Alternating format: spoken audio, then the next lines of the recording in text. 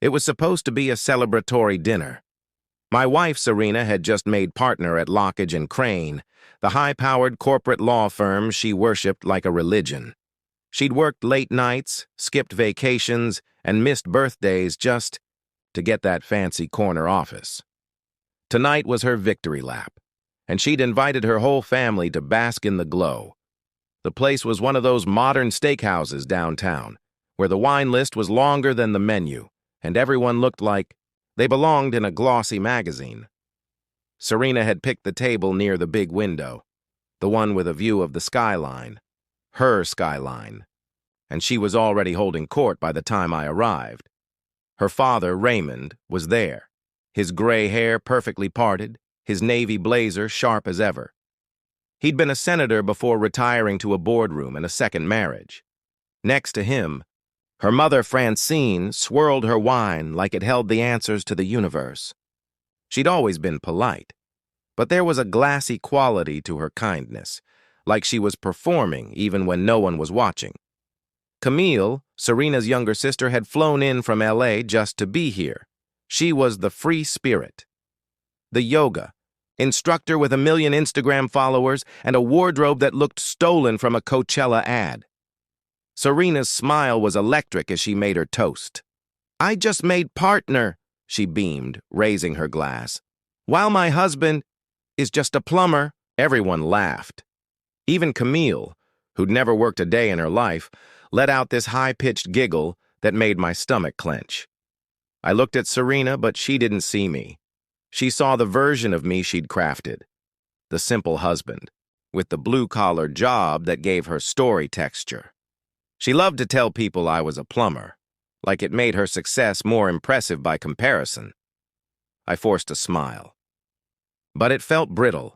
I clinked my glass with hers and took a sip of water, letting the burn of disappointment settle into my chest. Serena had always loved the narrative. "Micah, the guy who fixes pipes," she'd say at parties, her tone dripping with affectionate condescension.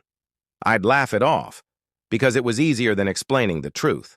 I didn't mind the work boots or the wrench in my trunk. I've always believed there's dignity in every job, but I also knew the world didn't see it that way. The waiter came around with a tray of appetizers.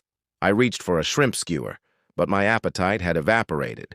I was too busy watching Serena's eyes shine in the candlelight as she accepted her father's compliments and her mother's praise.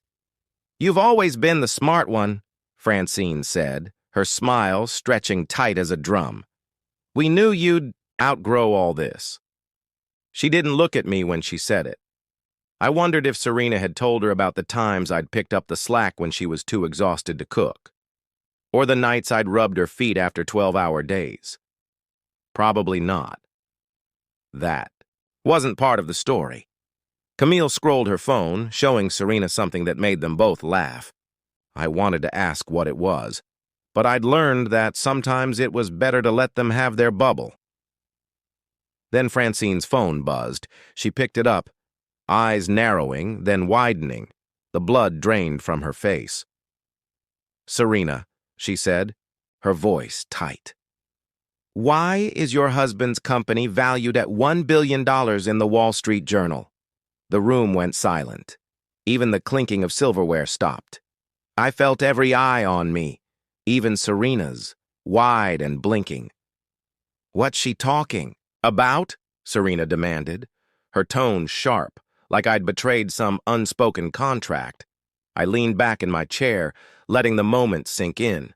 The truth had been hidden in plain sight, like a secret I'd tucked into the pocket of my work jeans. Francine thrust her phone across the table. The headline was there in bold print. "Ironclad Systems Estimated Valuation Hits $1 billion amid acquisition rumors." My name wasn't in the headline, but my company's name was. I met Serena's stare, her glass still midair, her mouth slightly open. "Micah," she said, her voice trembling now. "Is this true?" I nodded once. "Yeah." "Ironclad is mine." A flicker of realization crossed her face.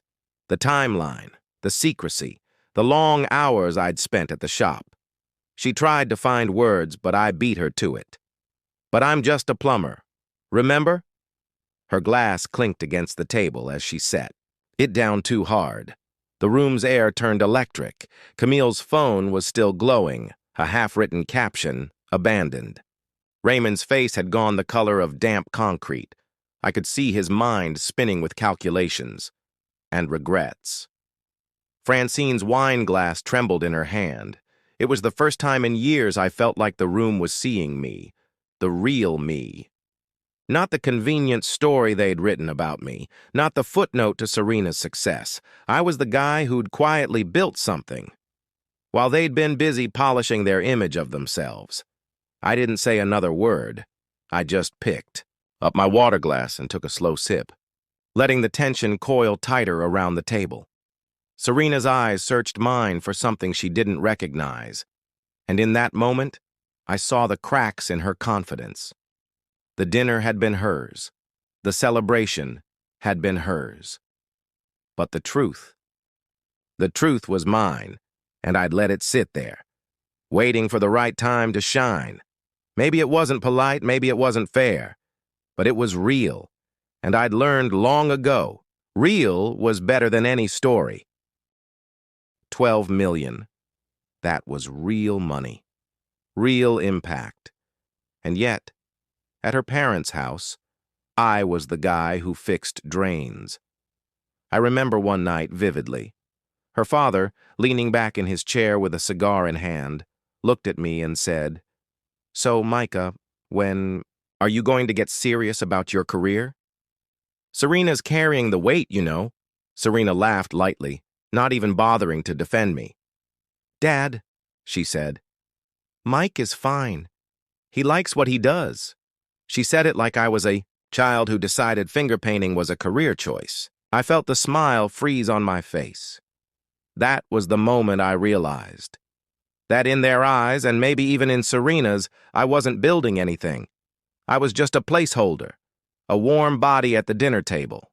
I played along because I wanted to see how long it would take before anyone noticed the cracks in their narrative. Spoiler alert, no one did. My team at Ironclad worked in silence, refining and scaling. We put up record numbers and started winning awards, ones with little logos that would have impressed Serena's father, if he'd ever cared to ask. But I didn't share the articles. I didn't bring them home. I didn't brag, because I was watching how everyone treated the man they thought I was. The man who'd married up, the man who should be grateful to be at the table. It's funny how people talk about wanting authenticity, but they can't handle it when it shows up uninvited. I think that's why I kept my success a secret. Not just from Serena, but from everyone.